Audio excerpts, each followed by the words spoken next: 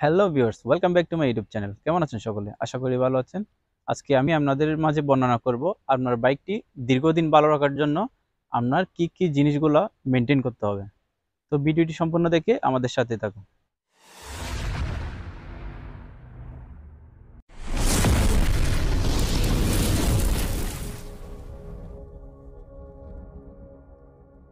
তো প্রথম বিষয়টা হচ্ছে আপনি বাইকটা নেওয়ার পরে বেশি কোনো ওয়াশ করবেন না।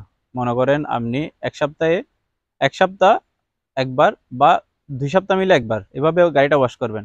আপনি যতটুকু পারেন গাড়িটা ওয়াশ না করার জন্য চেষ্টা করবেন। যদি গাড়িটা ওয়াশ করেন তাইলে আপনার বাইকের মধ্যে বিভিন্ন রকমের ওয়ারিং আছে, ওইগুলোতে মনে করেন পানি ঢুকলে বা পানি হলে একটু সমস্যা হয়। এমনি যে কোনো গাড়ি একটু বেশি ওয়াশ না করলে ভালো। তো আরেকটা বিষয় হচ্ছে আপনি গাড়িটা কিন্তু বৃষ্টির মধ্যে মনে করেন গাড়িটা ফেলে রাখবেন না। মনে করেন আপনি ওয়াশ করা এক জিনিস, বৃষ্টির পানিতে ফেলে রাখা আরেকটা জিনিস। ওয়াশ করলে মনে করেন পানিটা হঠাৎ করে দিলেন আর এয়ার পাম্প দিয়ে মনে করেন আপনি বাইকটা পানিটা একটু করে দিলেন, ওই পরিষ্কার করে দিলেন। কিন্তু বৃষ্টির পানিতে এটা আস্তে আস্তে আস্তে আস্তে পড়বে। পড়তে পড়তে মনে করবেন আপনার থেকে এখানে এই যেখানে চাবির আছে, চাবির লকটা আছে, চাবির লকের মধ্যে ঢুকে যাচ্ছে। নাইলে মনে করবেন যে আপনার এই ইন্ডিকেটরের সুইচ বা লাইটের সুইচগুলোর মধ্যে আস্তে আস্তে পানি ঢুকে যাবে।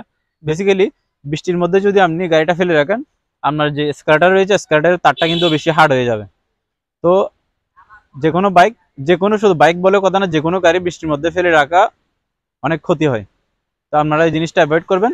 আরেকটি বিষয় হচ্ছে আপনি রানিং এর মধ্যে আপনি গিয়ার বক্সে আওয়াজ হয় মতো কোনো গিয়ার চেঞ্জ করবেন না।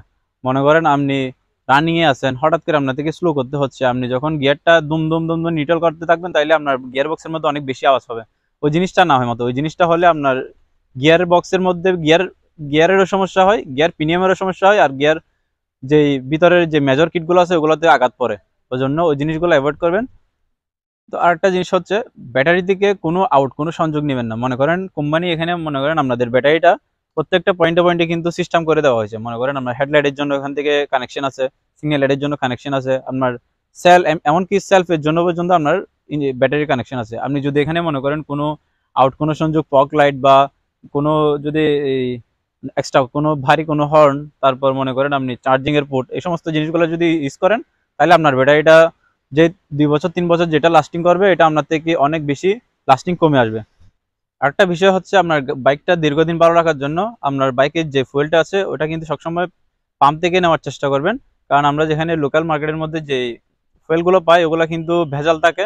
ভেজালের মধ্যে মনে করেন বেসিক্যালি বেশি থাকে, ময়লা বেশি থাকে। ওই জন্য ওই ময়লার কারণে আপনার কার্বোরেটর জাম করে ফেলে, ওখান থেকে আপনার তেলের লাইনটা জাম করে ফেলে। ওই জন্য আপনার গাড়িটা সবসময় দম খাবে কিছুক্ষণ পর, রানিং এর মধ্যে দম খাবে। আপনার আরপিএম স্পিড পাবেন না, রানিং এর স্পিড পাবেন না, তখন অনেক বিভিন্ন রকমের সমস্যা হয়। সবসময় চেষ্টা করবেন আপনার বাইকের ফুয়েলটা জানি পাম্প থেকে নেবেন। আপনাদের বাইকটা দীর্ঘদিন ভালো রাখার জন্য আপনি বাইকের মধ্যে কোনো হুটহাট রেডি পিক আপ দিবেন না। হুটহাট রেডি পিক আপ দিলে প্রথমে আপনার বাইকের সমস্যাটা হবে হচ্ছে আপনার বাইকের যেই যে ইয়াটা আছে, চেইন প্রিমিয়ামটা আছে, ওটা প্রথমেই চলে যাবে। ওটা চলে গেলে কিন্তু আপনার গাড়ি যখন আপনি স্বাভাবিক রেস করলো তখন ক্যাট ক্যাট ক্যাট ক্যাট আওয়াজ করবে। ওই জিনিসটা কিন্তু বাইকের জন্য অনেক একদম বিরক্তিকর একটা ব্যাপার। ওটার কারণে আপনার ইঞ্জিনের মধ্যে কিন্তু আঘাত পড়ে বেশি। হঠাৎ করে একটা রেডি পিক আপ দিলে মনে করেন এটা ক্ষতি।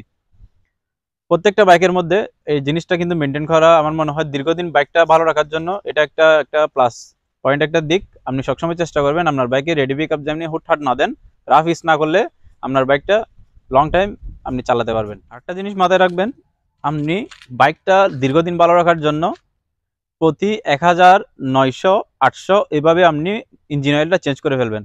তবে আপনার গাড়ির সাথে যে অয়েলটা সুইটেবল ওইটাই ইউজ করবেন। আপনি মনে করেন আপনার সাপোজ আমার গাড়ি হোন্ডা, আমি গত একটা ভিডিওতে দিলাম, কিন্তু আমার এখানে কিন্তু আমি দায় করে দিছি, কিন্তু এটার দরকার কিন্তু 10W30। কারণ এগুলোর মনে করেন প্রত্যেকটা বাইকের জন্য প্রত্যেকটা গ্রেড অনুযায়ী ইঞ্জিন অয়েল থাকে। ওই ইঞ্জিন অয়েলগুলো যদি আপনারা রেগুলার ইউজ করতে পারেন, সবসময় মেনটেন করতে পারেন, তাইলে মনে করবেন আপনার বাইকটা 5 বছর 10 বছর চালাইলেও আপনার গাড়িটা একদম নতুন গাড়ির মতো সবকিছু একটা ফিল পাবেন।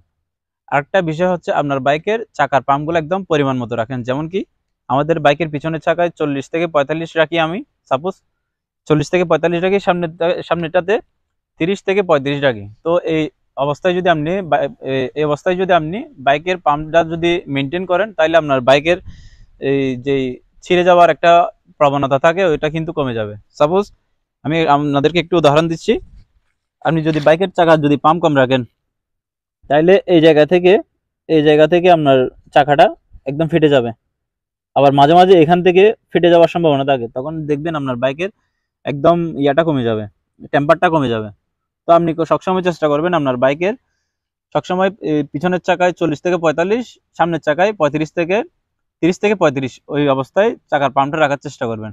তাইলে আপনার এমনি প্রত্যেকটা বাইকের মধ্যে 3 বছর পর্যন্ত, মানে 3 বছর না, যদি ভালো মতো করে যত্ন করে যদি বাইকটা চালান, তাইলে আপনার গাড়ির একদম 4 থেকে 5 বছর আপনার চাকা দিয়ে হয়ে যাবে, যদি আপনি একটু ভালো করে যত্ন করে গাড়িটা চালান। আর যদি রাফ রাফ চালাইলেও কিন্তু 3 বছর চলে যায়। এই সমস্ত বাইকের মনে করেন এটা ব্র্যান্ডেড চাকা, অরিজিনাল চাকা, ওর জন্য বাইকের চাকাগুলো অনেক ভালো হয়।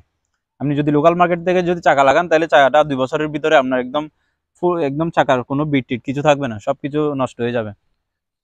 তো এই সমস্ত জিনিসগুলো যদি আপনারা বাইকে মেনটেন করেন, তাইলে আমার মনে হয় আপনার গাড়িটা 5 বছর, 10 বছর, 20 বছর হলেও আপনার গাড়িটা একদম ভালো একটা মানে পারফরমেন্স দিবে আপনাকে। তো আমার ভিডিওটা যদি আপনাদের ভালো লেগে থাকে, তাইলে আমার চ্যানেলটি সাবস্ক্রাইব করবেন, লাইক করবেন, শেয়ার করবেন এবং পাশে থাকা বেল আইকনটি ক্লিক করবেন। আজকে এই পর্যন্ত, সবাই ভালো থাকবেন, সুস্থ থাকবেন, আল্লাহ হাফেজ।